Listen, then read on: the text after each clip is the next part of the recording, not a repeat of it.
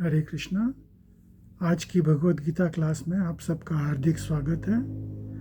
आज हम पढ़ेंगे भगवद गीता अध्याय 11 श्लोक संख्या 20। द्यावा पृथिव्योरिदमन्तरं हि व्याप्तं त्वयैकेन दिशश्च सर्वाः दृष्ट्वाद्भुतं रूपमुग्रं तवेदं लोकत्रयं प्रव्यथितं महात्मन्। तो हम सुन रहे हैं विश्वरूप, भगवान का विश्वरूप जो उन्होंने दिखाया। अर्जुन उनका वर्णन कर रहे हैं, तो उसी श्रृंखला में हम सुन रहे हैं। अनुवाद पढ़ेंगे। यद्यपि आप एक हैं, किंतु आप आकाश तथा सारे लोकों एवं उसके बीच में समस्त अवकाश में व्याप्त हैं। हे महापुरुष, आपके इस अद्भुत तथा भयानक रूप को देखने सारे लोग भयभीत हैं। तो अभी पिछले सत्र में आपको हमने बताया कि अर्जुन जो है वो पहले साख्य रस में था, भगवान के साथ में सखा के रूप में वो रहता था। फिर जब भगवान ने विश्व रूप दिखाया तो वो आश्चर्यचकित हो गया, तो वो जो है आश्चर्य के भाव में चला गया। और अब जब धीरे धीरे वो उसका जो रस है वो और चेंज होता चला जा रहा है, वो धीरे धीरे वो भय में आ रहा है, आश्चर्य से भय में। तो अब वो भय के बारे में बात कर रहा है। तात्पर्य पढ़ेंगे। इस श्लोक में धरती तथा आकाश के बीच का स्थान तथा लोकयंत्रों तीनों संसार महत्वपूर्ण शब्द है, क्योंकि ऐसा लगता है कि न केवल अर्जुन को ही इस विश्वरूप को देखा, बल्कि अन्य लोगों के वासियों ने भी देखा। अर्जुन द्वारा विश्वरूप का दर्शन स्वप्न न था। भगवान ने जिसको दिव्य दृष्टि प्रदान की थी, उन्होंने युद्ध क्षेत्र में उस विश्वरूप को देखा।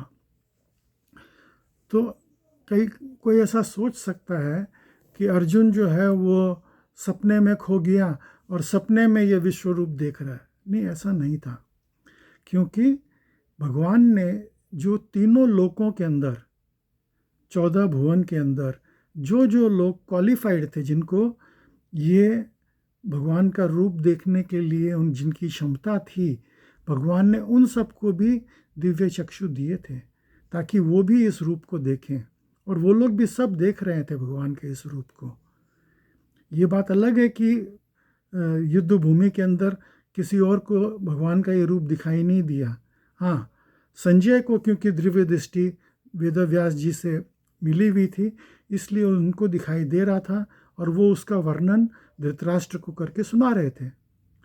तो उसी तरह से तीनों लोकों के अंदर भी जिस व्यक्ति को भगवान ने दिव्य दृष्टि दी थी, जिसकी क्वालिफिकेशन था, जिसका अधिकार था, उनको भगवान ने प्रदान किया था, और वो सब भगवान के इस रूप का दर्शन कर रहे थे।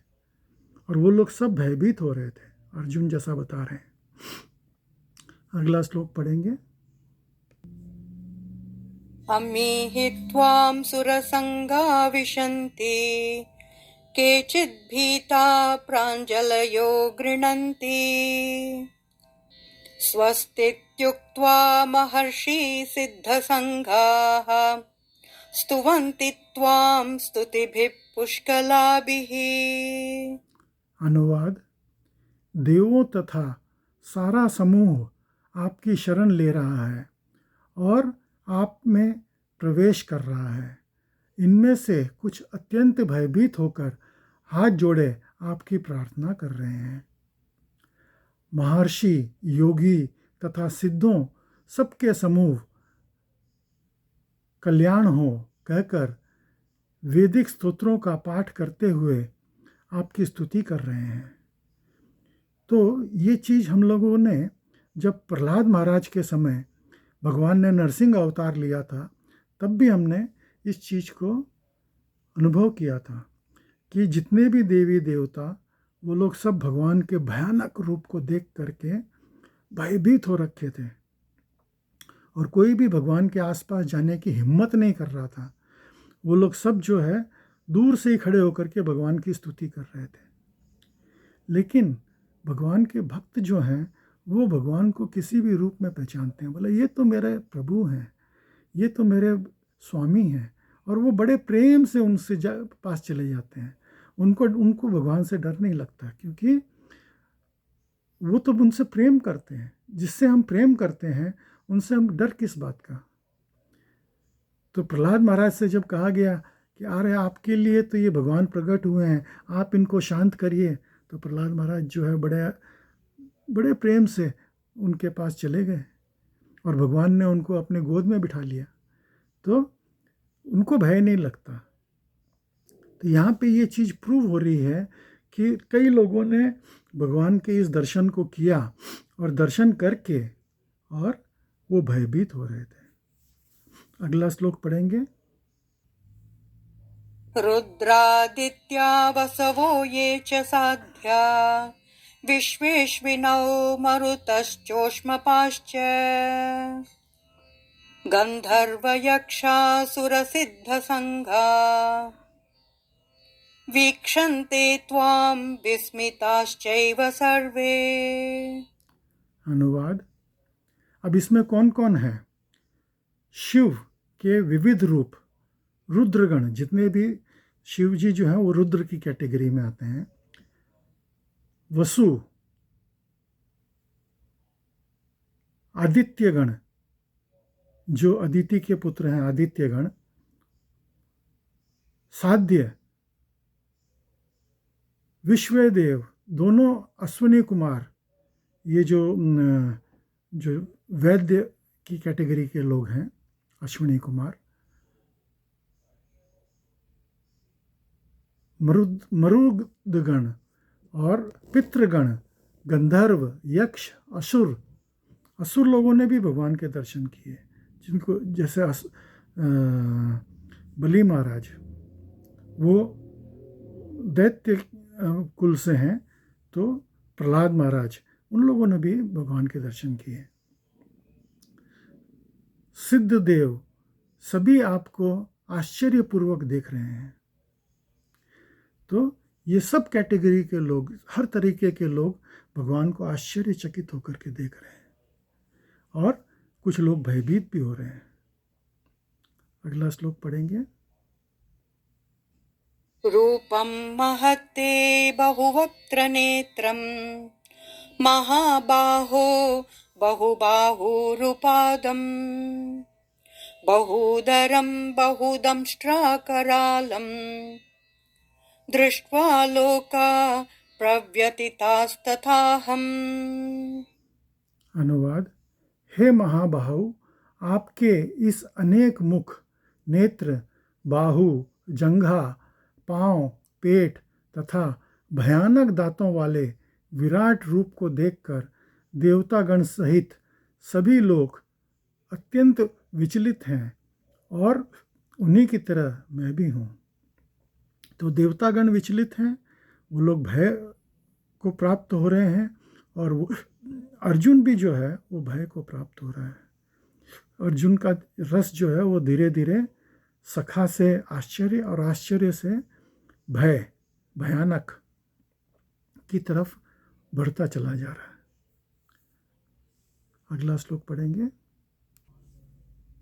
नभस्पृशं दीप्तमनेकवर्णं व्यात्ताननं दीप्तविशालनेत्रं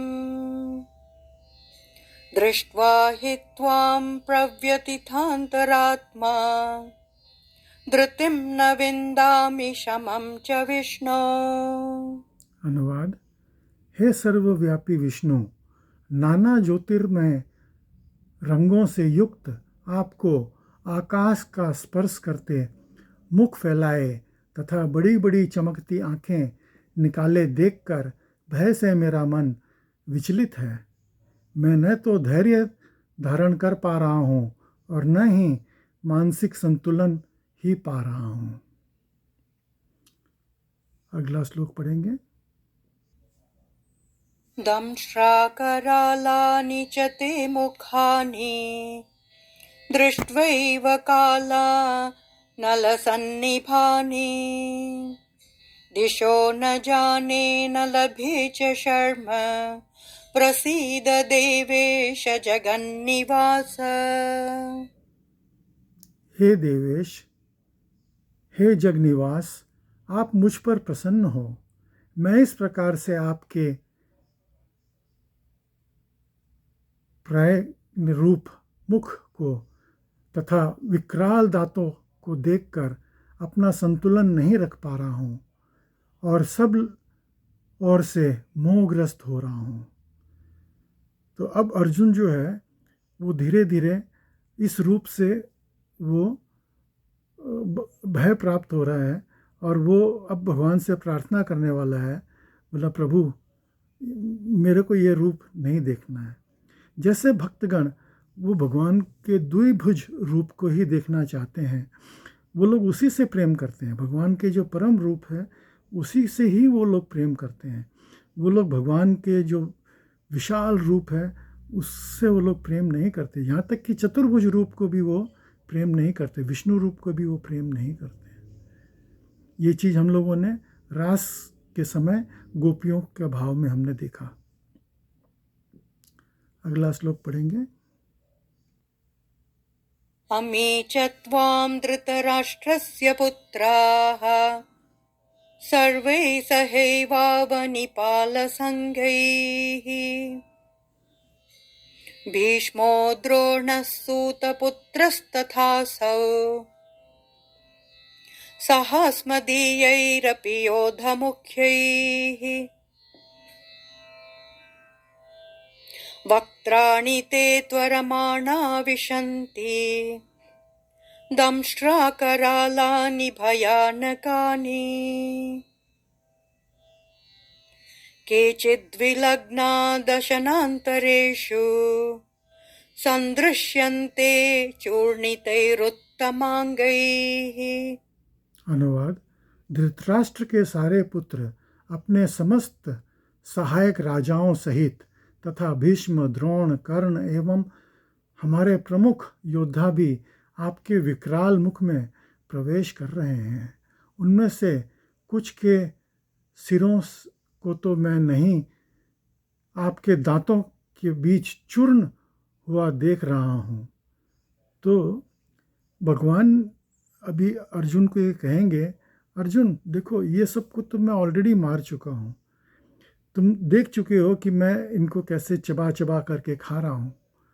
काल का रूप, भगवान अपना काल रूप दिखा रहे हैं। तो बोले कि ये सब मरे हुए हैं, तुम तो सिर्फ निमित्त मात्र बन जाओ, तुम खाली श्रेय ले लो कि तुमने जो है इस युद्ध को लड़ा और जीता। ये चीज़ हमने जब बर्बरीक की कथा, मेरे चैनल के ऊपर आपको बर्बरीक की कथा की लिंक मिल जाएगी, खाटू श्याम बाबा की लिंक। तो खाटू श्याम बाबा की कथा के अंदर, उसके अंदर बर्बरीक जो है उसने पूरा युद्ध देखा था और लोगों को जब बाद में जब लोग बड़ी बड़ी बातें कर रहे थे कि मैंने ऐसा लड़ा, मैंने ऐसा लड़ा, तो उसने बोला यहाँ पे कोई युद्ध नहीं हुआ, यहाँ पे तो बस सिर्फ कृष्ण का सुदर्शन चक्र चल रहा था और सबको मार रहा था, यहाँ पे कोई युद्ध वुद्ध नहीं हुआ। तो भगवान अर्जुन से ये कह रहे हैं कि भाई अर्जुन देखो इन सबको तो मैं मार चुका हूँ, ये सब तो खाली यहाँ पे निमित्त मात्र हैं, तुम इनसे युद्ध करो और मेरे बोलने से तुम युद्ध करके तो तुम अपना मोह जो है उसको ख़त्म करो कि ये लोग कुछ को तुम मारने वाले हो, तुम इनको कोई नहीं मारने वाले हो। अगला श्लोक पढ़ेंगे। यथा नदीनां बहवोऽम्बुवेगाः समुद्रमेवाभिमुखा द्रवन्ति तथा तवामि नरलोकवीरा विशन्ति वक्त्राण्यभिविज्ञानकानि। वक्त्राण्यभिविज्वलन्ति यथा प्रदीप्तं ज्वलनं पतङ्गा विशन्ति नाशाय समृद्धवेगाः विशन्ति लोकास्तवापि वक्त्राणि समृद्धवेगाः।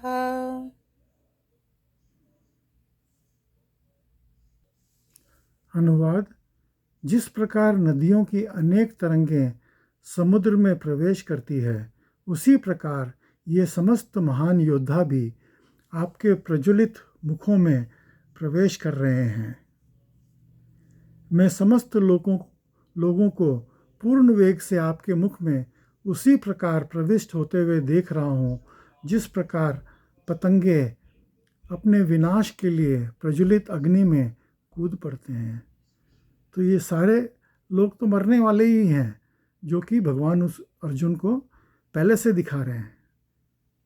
युद्ध शुरू होने के पहले ही युद्ध का पूरा परिणाम, युद्ध का पूरा मंजर भगवान ने पहले ही दिखा दिया कि युद्ध का यही अंत होने वाला है। तो आज की भगवद गीता क्लास में आप सब सम्मिलित हुए, उसके लिए बहुत बहुत धन्यवाद। हरे कृष्णा।